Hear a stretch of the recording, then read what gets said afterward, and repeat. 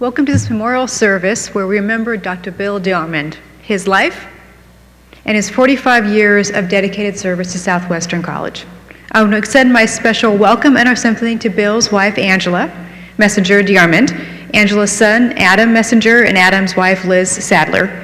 I also want to extend greetings to Bill's two brothers, Robert and Stephen, Stephen's wife, Samantha, and Bill's niece and nephew, Denise and Jason, who are viewing today's services remotely. So welcome. In May, the Southwestern College family gathered in this very space to celebrate years of service to the college. During that ceremony, Bill was honored for his 45 years as a member of this faculty. More importantly, he received the Faculty Fassnacht Award honoring his outstanding service to the college. I am so glad that we had the opportunity to do that as a college. While others will talk about Bill's many achievements today, I want to start this memorial by sharing something that Bill's wife, Angela, shared with us earlier this week. She noted that, quote, Bill's heart was always with Southwestern and its students, absolutely. Even as his energy flagged through the years, it was important to him that he always rested so he could plan his classes and give what he called, quote, the fairest read to every paper and fair feedback to every speech.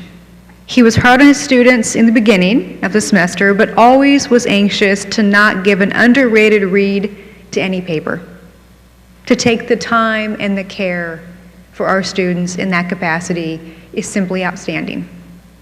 He gave them every ounce of his energy, and that's what he left with them, end quote. We're here today to honor that marvelous legacy and to share our memories of Bill. Thank you all for being here.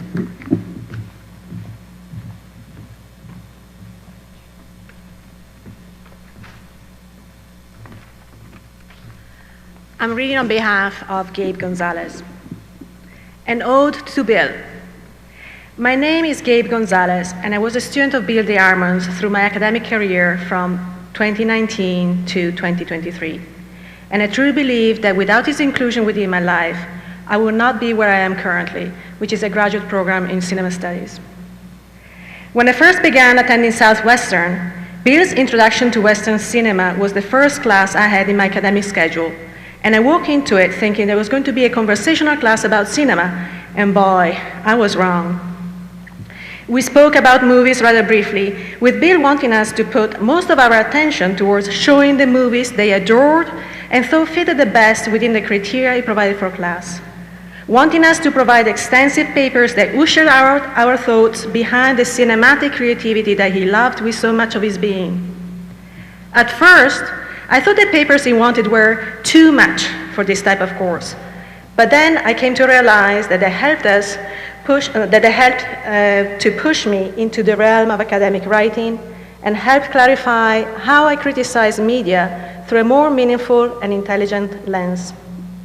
I heard horror stories of Bill DeArmond from other students, but he showed me a lot of love in the margins and at the end of my papers, about how much he loved my writing on the films that he had curated, and we shared a solid bond through our respective loves of the cinematic language. We would talk in his office, and I would learn Bill's personal truth and idealism regarding the world around us both. And while he looked at things through a lens that didn't necessarily fit with my own, I knew he meant it all from a good place deep within his heart and soul. And that is where Bill really shined. He was truly outspoken and stubborn in his personal belief systems, and although that could be viewed as negative, he came from a place of his own ideas and where love, justice, and true empathy came from.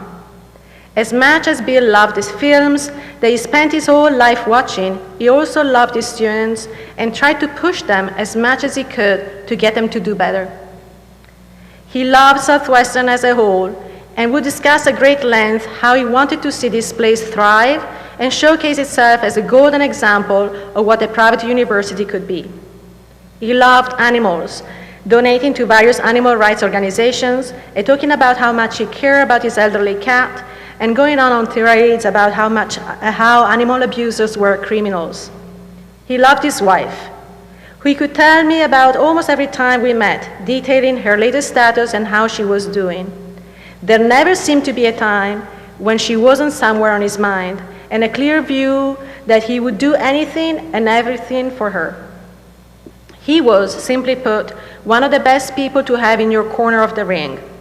And although he's gone away from us in a physical space, he will live and be loved in the hearts of those that were the lucky ones to meet him and enjoy this space, antics, and true knowledge that he imparted upon us in every class. I am deeply saddened by his passing, and there isn't a day that goes by where he doesn't pop into my mind at least once. But I know that wherever we go when we die, he's watching To Kill a Mockingbird for the 5,000th time. He was the full embodiment of the Eastern religious practices that he found himself fascinated by and devoted to, and he believed, as the Buddha does, if anything is worth doing, do it with all your heart.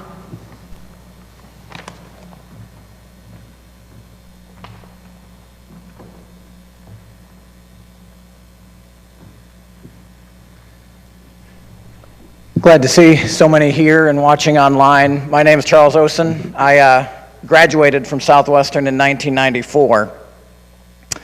I came here from northern Wisconsin, and I heard that Southwestern had this radio program, and that's what I wanted to do. And so traveled far from home and met Bill DeArmond, and I had like 3 different relationships with Bill. My first one was 19-year-old kid coming to Southwestern, want to be on radio. Bill DeArmond's my advisor, and in Bill's way, I mean, always so businesslike, every semester he had me down. Basically, there was no choice. He said, here's your classes, this is what you have to take if you want to graduate. Boom, done. I mean, he was so good at that. And he let us learn on KSWC radio, SCTV. Some of you might remember SCTV, that we would go down to Winfield High School and film. And he didn't lecture you like when you were doing things wrong, but he encouraged you to do things better, as Gabe's notes said. One thing I learned, a great valuable lesson for someone on the radio right away. I was on one of those 9 p.m. to midnight shifts on KSWC. Now, we're a 10-watt station. 10 watts. That reaches from here to Sonic. Okay? I mean, no one... And, you know, it's 11:30 at night. Our format is progressive music. Probably not Bill's cup of tea, but, you know, bands that I don't think he'd have heard of. And one night, I think it was about 11:45 p.m., I had that shift, and I didn't say anything naughty on the air, but probably inappropriate. But I figured there's only 2 people listening, probably, you know, my friends back in the dorm room. And the next day, Bill said, you know, Osen, he always called us by our last names, Osen, 10-watt radio, it doesn't matter, there's always somebody listening. And anyone that I mentor now, who comes on the radio with me to do a Winfield or a Southwestern game, that's one of the things I tell them, that you have that microphone up there, there's always someone listening. It could be a blowout, and there's always someone listening. And Bill, you know, just in his way, taught me that, among many other things. I was so impressed he put us in charge of the playlist. He put us in charge of the radio station. He was advising, but he wasn't like hands-on, like in your face telling you. He just let you learn, let you make mistakes, and it was fascinating to see how he did that. I was also fascinated by his VHS movie collection. As a student, it was really fun to say, our office hours, we had to have office hours. So we got to go sit in his old office. You might remember where that was, downstairs in Christie. And he had a room with tons of videos. And yeah, we could sit in there and watch movies. That was our office time. That was pretty cool. We also learned how to film This Week at SC. It was a show every 2 weeks. He brought out this thing, I think Tad's back there, the video toaster. The video toaster machine was our big purchase at Southwestern. Like now, it's probably a total relic. But, the graphics we could make, things flashing across there. Again, now if you saw them, you'd say, wow, that looks really 90s. But it was really cool. We filmed a TV show, or a movie called Mrs. Engel. And on that, I got to meet and get to know his nieces, who were really young at the time. And now, I coach high school soccer over at Winfield, and one of his nieces, Janie, coaches tennis. And so it's fun to have that relationship, knowing what, growing up and seeing her. Seeing the classes, now, I don't know if folks think communications classes are easy or whatnot. The names of them, when I would tell my friends, yeah, I'm taking the history of TV and foreign film cinema and Hitchcock. We had a semester on Hitchcock. I mean, these were fun classes, and not only fun, but to just learn. I mean, if you're really into movies and film and TV, to see the evolvement of how things progress, seeing how Hitchcock had a cameo in every movie, and Bill was always sharp to point it out. There it is. That just said, see that guy walking across? That's him. He knew so much. Radio experience, which taught me so much. And I was always impressed when we'd be in the classroom watching any kind of film. We had to watch silent films. I had to learn to appreciate silent films. He also taught us the movie's not over until all the credits have run. So now, today, when I watch movies, I don't turn it off until the last credits have run. And that's I always think of Bill whenever I am watching credits and everyone else is ready to move and get out of the theater. But when we would be watching films in class, he was always taking notes. I mean, he had notebooks full of notes, and it's like he's seen these things 100 times. He's seen this episode of MASH, he has seen this, and he continues to write notes of things that he continued to figure out, and he just kept learning, he kept evolving. He took so much pride in our show at This Week at SC, SCTV, and he didn't pressure you. I didn't really want to be in front of the camera, but he let me do everything I wanted to behind the camera. And to this day, I still miss I don't really do much TV stuff anymore because that was such a terrific experience. I thought all I wanted to do was radio, and I learned so much from his teaching. I mentioned he always said last names. To me, he was more of a coach than a professor. The way he would call, Steiner and Prohaska and Stanton and Muty and all these people, it was fun. Takes me to my next experience with Bill was on the athletic field. When I was a student, we got intramural softball teams. We had the KSWC team and the SCTV team. Now, I don't know if Bill would ever admit it, but he really stacked one team to be really good. And the other team was probably the more non-athletic people in our program. And he took stats like crazy. Slow pitch softball, he took stats. Osen, you're batting .375. You can do better than that. And it's like, it's slow pitch softball. It's intramurals. Well, he got us uniforms. He would always wear, if you're familiar with the Cincinnati Reds, which he had a license plate with the Reds on there, he would wear the red leggings. I mean, he went full on. I mean, he was always, no matter what he did, as you guys know, he was all in. And he was all in his baseball outfit to play slow pitch softball down at Broadway, or down at Black Creek Park. And then he took us, the loaded team, he thought we should play in some tournaments and league play. And he would love when I would find maybe a ringer from Arc City or something to play on our team. And he would love to talk about how we won. If you'll ever notice in his office, he had this huge, gaudy trophy. I mean, it was huge. And it's a softball trophy. I don't know, it probably didn't cost much, but he was so proud of that, and it was so much fun to know him on that level. And then, after I left the area for a few years, came back, I was fortunate enough, Sarah Weinert hired me as a news bureau coordinator in 2003, and all of a sudden now I know Bill on a colleague level. Not that I was teaching or anything, but I kind of felt like I wasn't a student anymore. I was hanging out with, all the professors and everything, and I still, to this day, am so grateful for having this position here. And it seemed even more allowed for me to maybe wander out of my office here on the main level of Christie and maybe drift downstairs and go see Bill. And sometimes I would just like to do a hit and run, hey, Bill, good to see you, but you couldn't do that.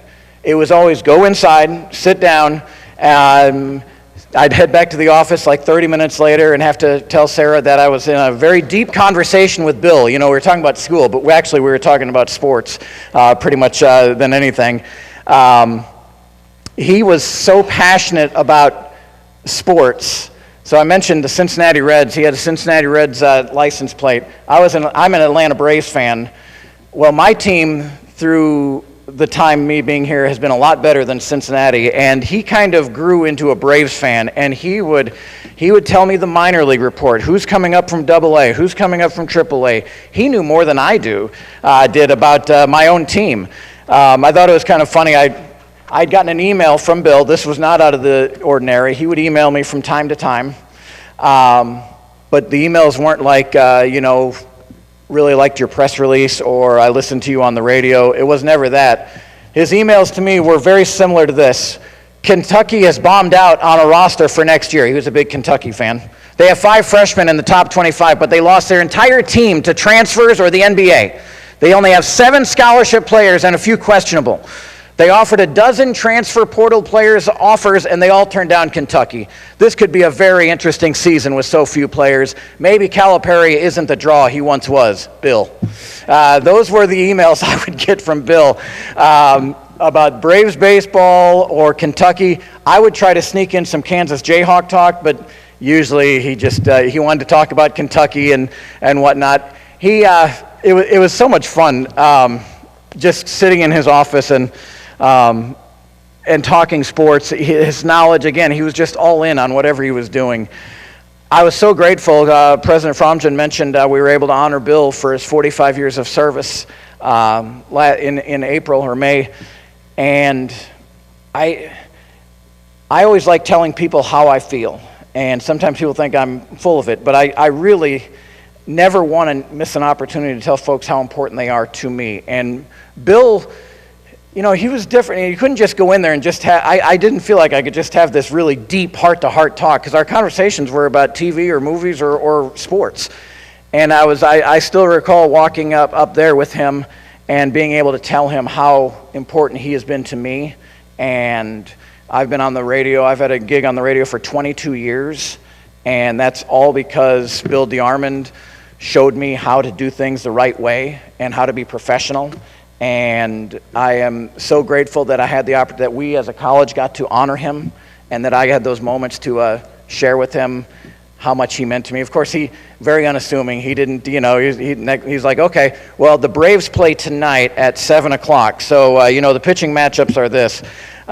So he was so tremendous. And, that email I read to you was sent to me 1 month before he passed. And the outpouring of that I've seen and Michelle has seen from classmates of mine back in the early 90s, and even some that I knew from the late 80s, just tells me how much Bill meant to so many of us, and just grateful I had a chance to share a few of my stories with you.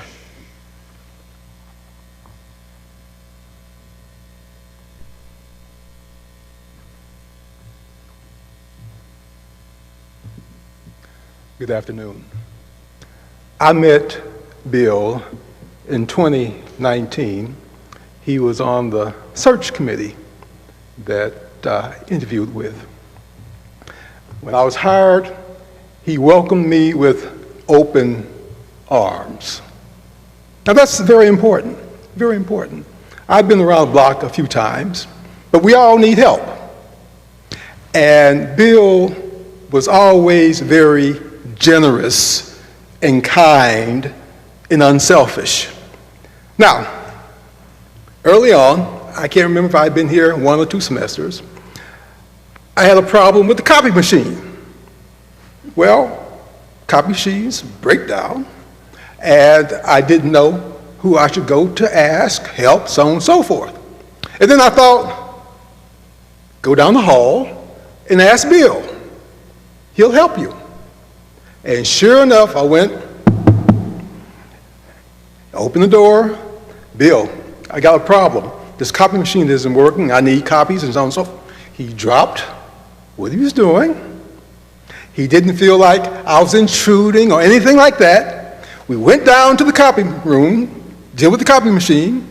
We didn't get it fixed, he tinkered around with it a little bit, but he gave me information on, okay, all right, try this, call this person, so on and so forth. My point being a new kid on the block, and then someone willing to drop what they were doing to come and see and help me made a big impression on me. And that wasn't the only time. That wasn't the only time. Sometimes, knock on the door, on my door, and Bill had a stack of his notes. Here are some notes from my class, oral communication. Would you like to have them? Certainly, sure. I would like to. Again, just a blessing in disguise. Now, I'm not just talking about 3 or 4 extensive notes, comprehensive notes, but he offered them to me. Again, just out of the kindness of his heart. Sometimes there'd be a time, knock on the door, he'd have a stack of books. Books. I have some books here, would you like to have them? Certainly. Offer me books. The last semester, he knocked on the door and he had a stack of books that he was offering African American writers and authors and so on. Would you like? Certainly, I would like to have those. I mean, some classics. He was always thinking about other people. Unselfish. Sometimes I would knock on his door and I realized that he had been here a long time, so bounce some ideas off, get his opinion on some things. And sure enough, he would always entertain or made room or made time for my questions. Now, he wouldn't necessarily say, well, go do X, Y, and Z, but he would make suggestions or give me some ideas, is the things that I needed at the time. So, I say all that to say, we became one of those types of relationships, meaning I could trust his judgment. He would not tell me wrong. He would not lead me astray. He would always, again, give me his full, undivided attention. And that meant a lot. He didn't have to do that.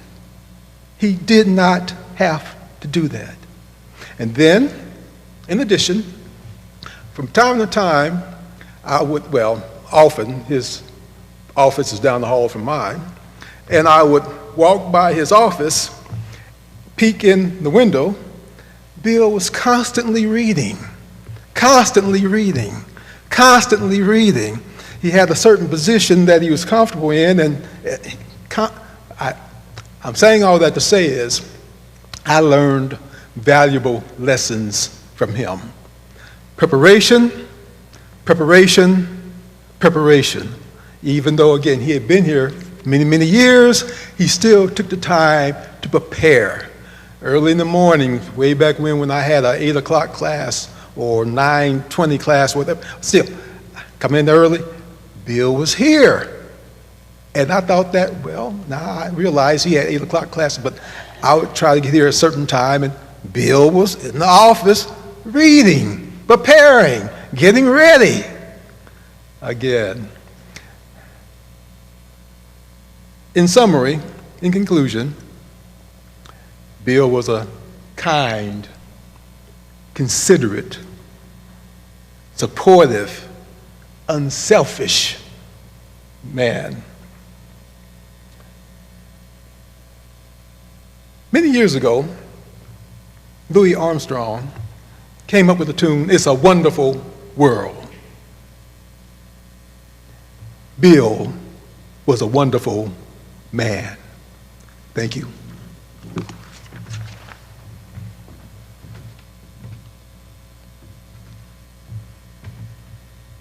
Hello. I first met Bill on the volleyball court in white PE a few years after he joined the faculty at Southwestern in '78.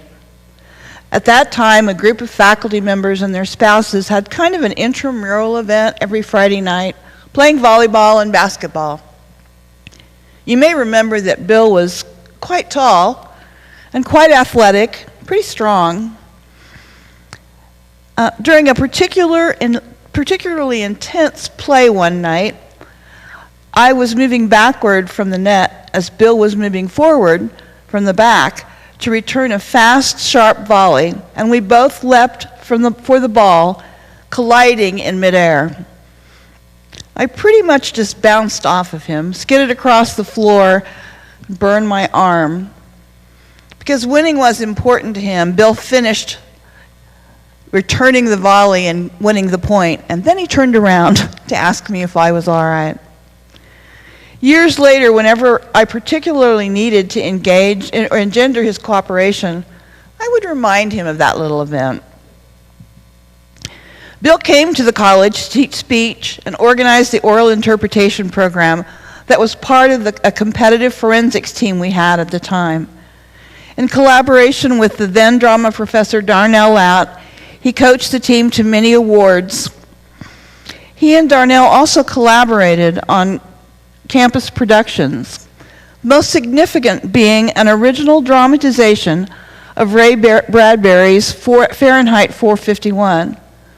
Of course, Bill wrote it with the input of Ray Bradbury, whom he contacted both for permission and for feedback. As the college communication program evolved and media changed, Bill was instrumental in taking the college's radio station from a part-time affair to a full-time on-air broadcasting managed and produced by students, as Charles indicated. He designed the television broadcasting room in the basement of Christie, from which SCTV broadcasted campus news bi-weekly for many years, along with special news and documentary programming. His broadcasting students found jobs across the state and the country. One of his graduates worked with Oregon Public Radio and KMHD Jazz Radio for several years before returning to KMUW, where she can still be heard most mornings. Another worked as a writer and producer for CBS television affiliate KCBS in Los Angeles. At one time, if you were listening to morning drive time radio in Wichita, you were listening to a Southwestern student because they were on every station. Shortly after I joined the faculty, several of my colleagues began working on an innovative general education curriculum, which would define the latter half of Bill's career. The focus of the program was integration, and the idea captured Bill's imagination. I was fortunate to direct that program for many years, but Bill was one of its intellectual souls. He devoted his razor-sharp focus and research to the ideas underpinning the nature of integration, integrative thought, and he developed a major in integrative studies in collaboration, amazingly, with a group of students that culminated in a class called My Big Toe, TOE standing for the theory of everything. Bill also served on the steering committee of the Integrative Studies program for many years and on the planning board of what was at that time the centerpiece of the Integrative Studies program, a conference called Bridges. Along with Dr. Dan Daniel and Dr. Raisin Sarhangi, he helped develop this conference, which still exists today. In fact, it's the last existing artifact of our Integrative Studies program. A conference that brings together an interdisciplinary group of mathematicians, scientists, artists, educators, musicians, writers, computer scientists, sculptors, dancers, weavers, model builders, and others in an atmosphere of mutual exchange and inspiration. The first Bridges Conference was held in 1998 right here on our campus. Since then, conferences have traveled across the United States to Canada, Europe, and Asia, and hosts participants from dozens of countries around the world. The conference is a meeting place of a wide range of skills, talents, dispositions, and domains of experience, where artists and scientists frequently generate new ideas and form new collaborations. The Bridges organization was founded by individuals just like Bill, who enjoyed reaching across boundaries and expanding their thinking. Bill was a prolific writer. If you read the back of your program, you'll see that he wrote 9 books of fiction, nonfiction, and poetry, as well as more than 200 stories, poems, and nonfiction pieces, which have appeared in print in nearly 100 different publications. He won the grand prize for nonfiction fiction in 2003 at the Kansas Voices Prose Contest, and he received 4 honorable mentions in 2017 in the same contest. I never told Bill that I was the judge that year because it was a blind judging, so I didn't know that I was reading his work. He also took 3rd place in 2006 in the Kansas Writers Association Scene of the Crime short story competition.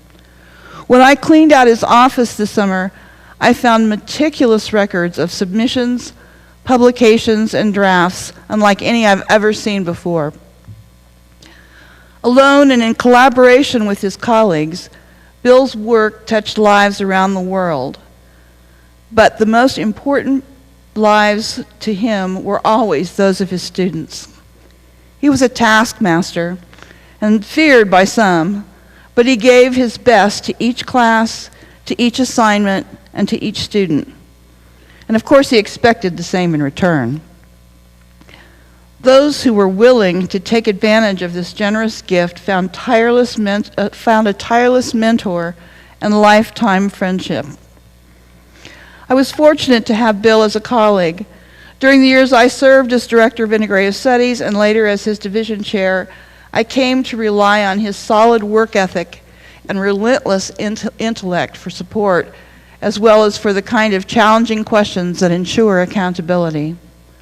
Bill never suffered in silence and could be relied upon to find the fault in any plan, the mistake in any schedule, and the omission in any curriculum plan. I valued his ability to look for errors and push towards excellence. Most of all, though, I valued Bill as my friend.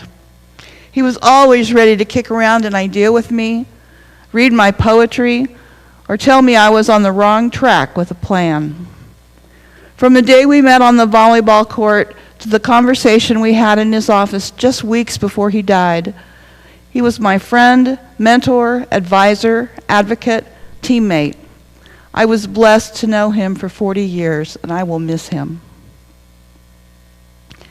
I put together a few pictures from his office in a slideshow, and I hope they're going to be projected up here. As you watch it, think about what you would like to contribute to this memorial service. We have a microphone available right up here, or if you like, I think one of us could probably even bring it to you. For anyone who wishes to add their own memory of Bill. Thank you. Bill is a baby. He really was. Isn't that a handsome fellow?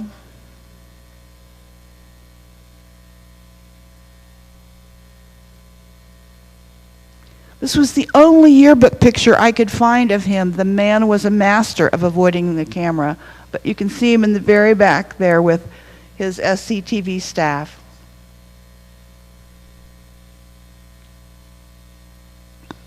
Only Bill would get in touch with Ray Bradbury to work on a play. He also spent time with John Carpenter.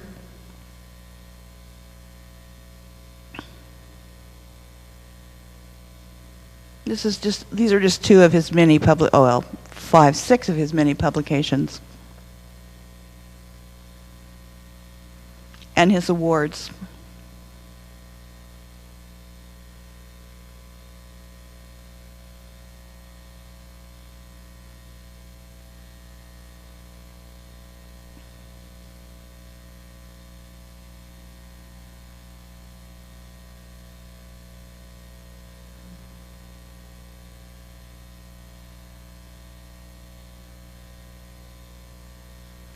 This is Gabe. You saw him at the beginning. He's the student that sent the message for us to read today. He just started his freshman year at Ball State University's master's program in creative storytelling.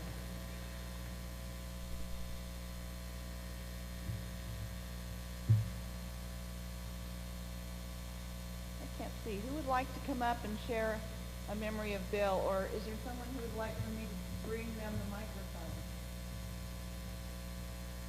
Can I do that? What? You sure can, Leo?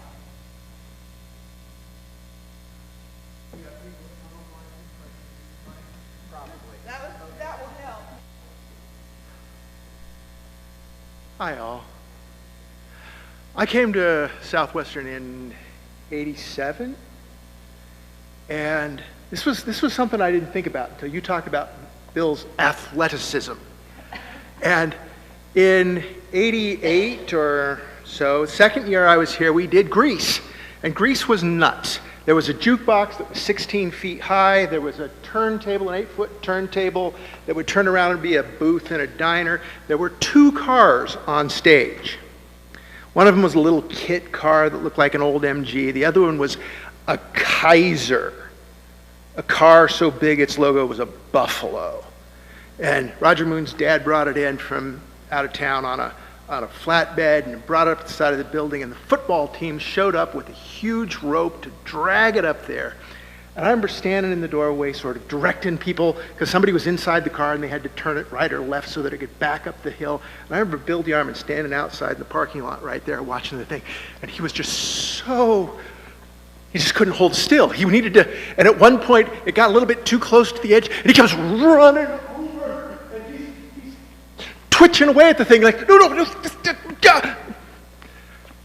I think that was the first time I remember seeing Bill DeArmond, and it made a huge impact on me. This guy seemed to care and was worried about everybody there, and he was worried about do the brakes in this thing work? If they lose track of the rope, is it going to slide off and off the flatbed into the ground? Are the students going to be injured? He was a caring man. But the thing that I thought about most was, over the years here, as a student, as a person who worked here, as a member of the community, wandering through, how many people here have been in Bill's office? So everybody saw the outcome of the explosion. Who here actually saw the explosion happen that produced his... See, I've never seen anybody who was there when the explosion happened, but everybody witnessed the explosion that was his office. But I always loved the way that the stories at Southwestern, Bill really personified that for me. So many of the stories here about the faculty are how they bring people together. Bill taught classes that were themed classes. He did an all Spielberg class, and my wife took it from him. Well, the lady who was going to become my wife took that class from him. And one of the things that they did is he would do little snippets of music. He'd drop a needle on a record and play a little piece of it, and then he'd record it all so he could play it back in class. And so you were supposed to identify the film, and he'd play like a dozen clips, and whoever got the best score got like some souvenir, something from him. And my wife had taken the Spielberg class the year before with her sister, and they both tied.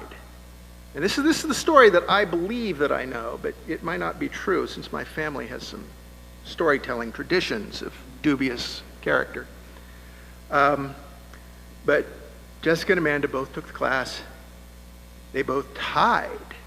So the next year, Bill added a tiebreaker. Not only did you have to identify what movie it was from, but you got an extra point if you could say what scene it was, what was going on screen. So the next year, I took a sci-fi TV class from him. My wife-to-be was in the class also. She said that I won, but I'm not sure that I won. But I only won because of the tiebreaker. But he's the one who, provided this experience where she and I get to know each other through this competition, this excitement. Bill was always here. He was always exciting. He was always fun to talk to. You'd always stop by to visit him, and you couldn't have that 30-second, hi, how you doing? It was suddenly 30 minutes learning about his latest book, his latest project. Thank you all.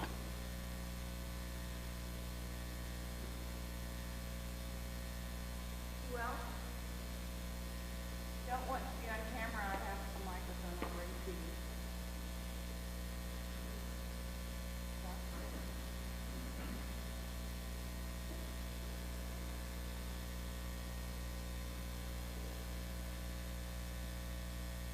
Hi everyone, I might just say a quick word. I didn't know Bill for as long as many of the people here, but we began to bond, I think, when I realized that in addition to all the other things that he did, film, TV, the radio, and so on, that he was, as Michelle has pointed out, a very well published author. I used to teach in the English department here, so it was definitely a sort of a convergence of our interests. And just a very brief observation I wanted to make is that we used to talk about how difficult it is to get published, particularly short stories, short fiction, how soul-crushing the submission process is. The acceptance rate for a lot of journals is something like 2%.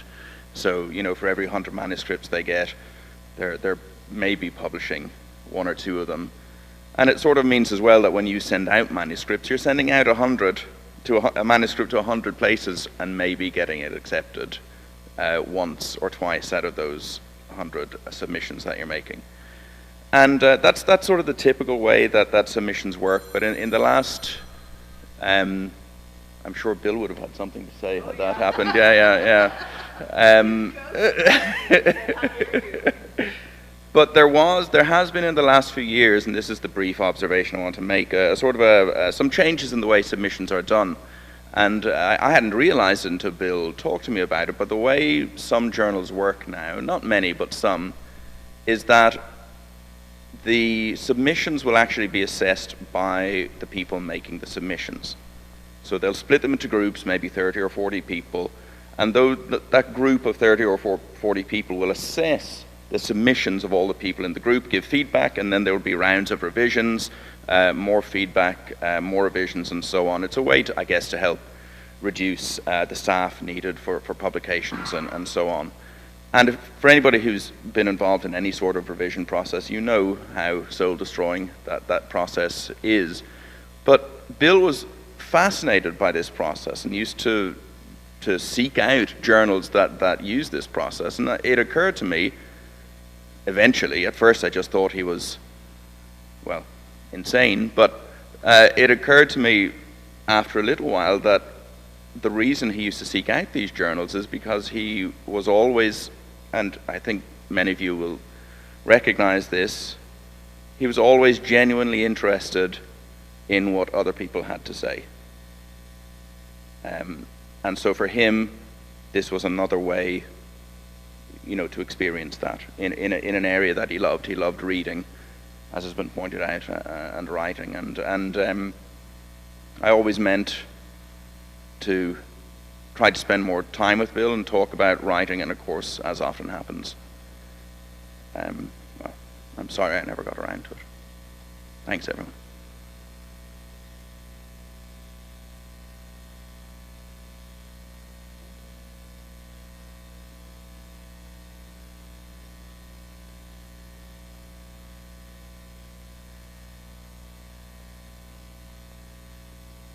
So John and I joined SC in 2007. So throughout our life at SC, Bill was here. And when I arrived, Bill was the odd man with not very fashionable ponytail, sitting in his office, buried in books and movies. But like life, Bill manifested himself in epiphanies. One day, he gave me a book about animal rights. And he said, the conference you organized, that was interesting, that was good stuff. I'm a vegetarian now. You made me think. And I thought it was the biggest gift he could give me. Not because I was validated that the conference was important, but because the conference actually meant something to someone. And then one time we were looking for someone to herd, to help, how do you say, herd cats? Which is our students in hosting a program about Fahrenheit 451. And Michelle said, you should ask Bill. I said, sure, I'll do that. And I didn't know what that meant, asking Bill to be involved in such an event. You know, he was delighted, and I learned so much about him and his relationship with Bradbury, his passion about him, and the students were fascinated. And they could see Bill from a different lens, you know, rather than this professor who was very demanding with his papers and stuck in a more analog world rather than a digital one. You know, they were fascinated, and I think they truly admire him for what he had to offer and who he was. By many people here mentioned, Bill was a person who cared. And he asked me about John, all the time, about my son. And he always did it not to entertain this quick exchange. How are you doing? You were saying, you can't do that in 2 minutes. Bill would actually care. And I'm very grateful being here as immigrants. Sometimes you can feel lonely, and he made us feel part of something larger. So I'm grateful for that. Sorry, I'm not good with this, but I miss Bill.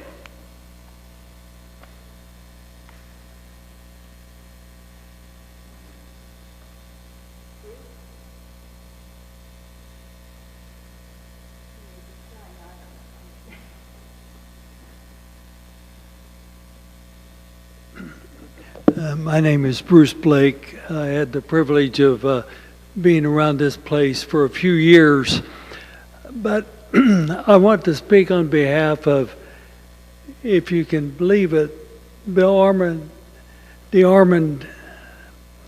He deserved to have a migraine headache, for he served under 8 presidents at Southwestern, including, some of you might count and you would think it was 7, but it was actually 8, because George McNeish served as interim president for a period of time before I became president. And I think I can speak for the 8 of us to say that the wonderful thing about having Bill DeArmond on the faculty is that if something needed to be done out of the ordinary or even the mundane, all you had to do was pick up the phone or drop by Bill DeArmond's office, because you know that he would say yes. He was not too important for any job, but every job was important to Bill, including the job of enabling students to learn. What a privilege to have been a part of his life. And the last visit I had with Bill, Liz, was on the day of your inauguration. I couldn't figure out why I had to be there at the time I did. You know, I had some time in between, but lo and behold, I was real close to Bill DeArmond's office. And I dropped by, as I did many times through the years of being a president or a friend of Southwestern. And Bill and I had the most wonderful visit by a person who had so many interests, but again, no interest greater than his students. For he asked about those students that I remembered so well when I had the privilege of serving as president. So I just want to say on behalf of the 8 of us, how much we appreciated being his colleague and learning from him.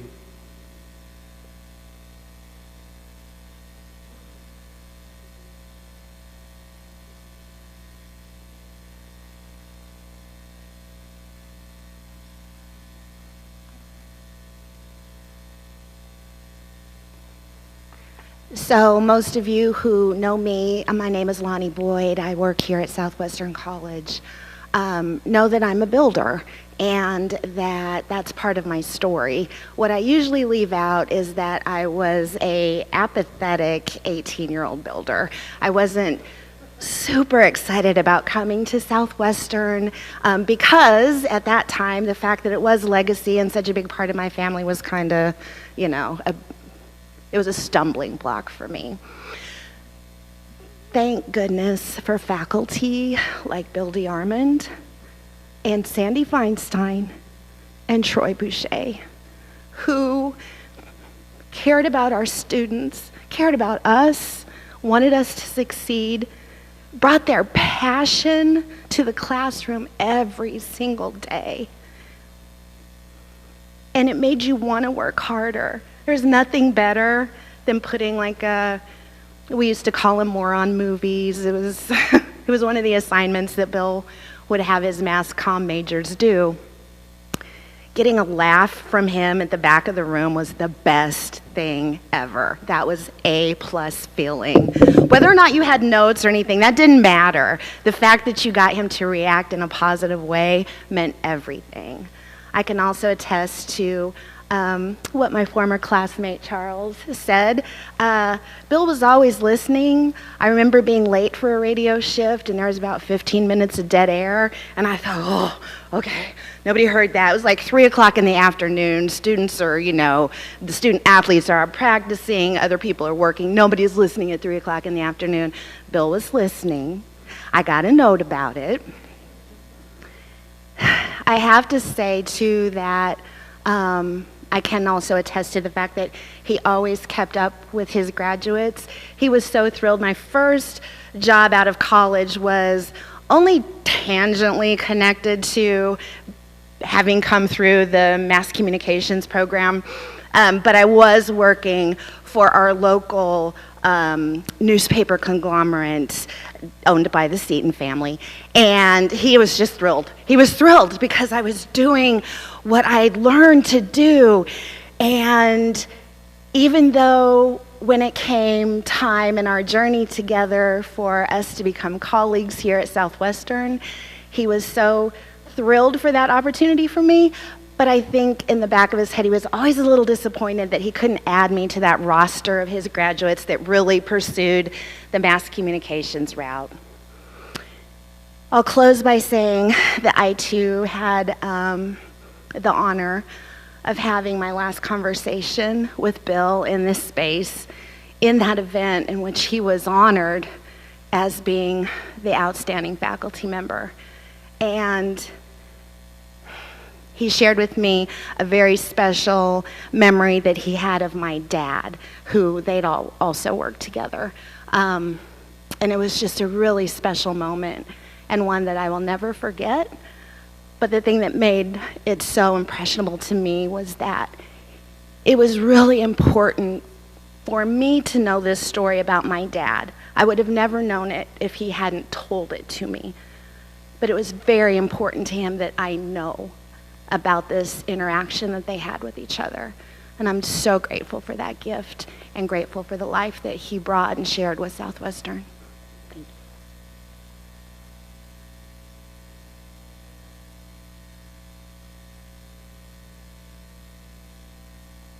Anyone else?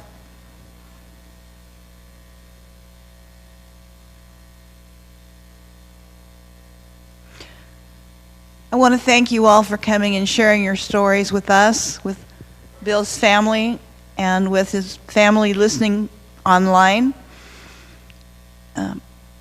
It means a lot to us, to me as Bill's colleague, and to all of us who knew Bill, to see you here and to hear your stories. Thank you so much. Sure, and the only thing I know to do is tell you you're dismissed now.